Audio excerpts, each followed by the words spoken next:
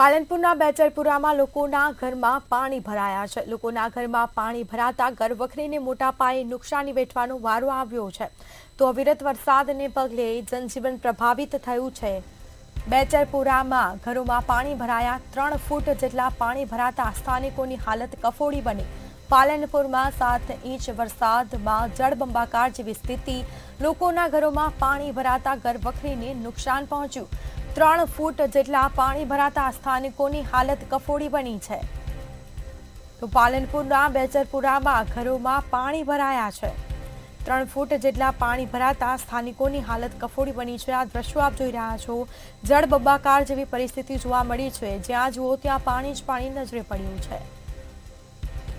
આ વર્ષોથી બહુ તકલીફ છે। હવે બહુ જ પાણી આવે છે। 3-3, 4-4 ફૂટ પાણી આવે છે। 3 વાગ્યાથી શરૂ થયું છે તો કોઈ પેલું નથી। હવે વોટ નહીં મળે તમને। કોઈ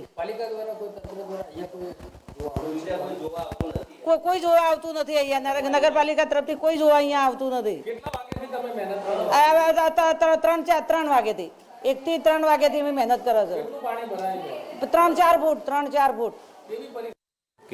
રાત્રે 3 વાગ્યાનો વરસાદ ચાલુ થયો છે અને આખા નીચાણવાળા ભાગમાં બેચરપુરાના ભાગમાં શક્તિનગર, વૃંદાવન અને અનેક વિસ્તારો નીચા વિસ્તારોમાં જે ગટરની સુવિધા તેઓ ખોદકામ ચાલુ કર્યું છે તેઓ વહેલા કરતે પણ પાણી નથી। 3-3 ફૂટ ઘરોમાં પાણી ભરાઈ ગયા છે। અહીંયા ઘરનો સામાન બધો વિખેર થઈ ગયો છે। નુકસાન 50 થી 60 હજારનું નુકસાન એચગ્યું છે। બનાસકાંઠામાં ભારે વરસાદની આગાહીના પગલે ધોધમાર વરસાદ પડ્યો છે અને પાલનપુરના અનેક જે વિસ્તારો છે તે પાણીમાં ગરકાવ થયા છે।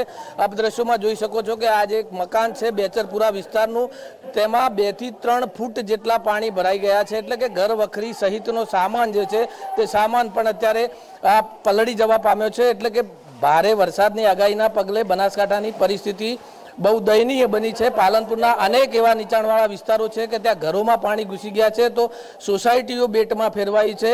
મહત્વની વાત એ છે કે પાલનપુર નગરપાલિકા દ્વારા પાણીના નિકાલ માટેની કોઈ જ કામગીરી કરવામાં આવી નથી, તેનો આ જાગતો પુરાવો છે। આપ દ્રશ્યોમાં જોઈ શકો છો કે અત્યારે આ મકાન છે ને આ મકાનની અંદર 3 ફૂટ જેટલા પાણી ભરાઈ ગયા છે।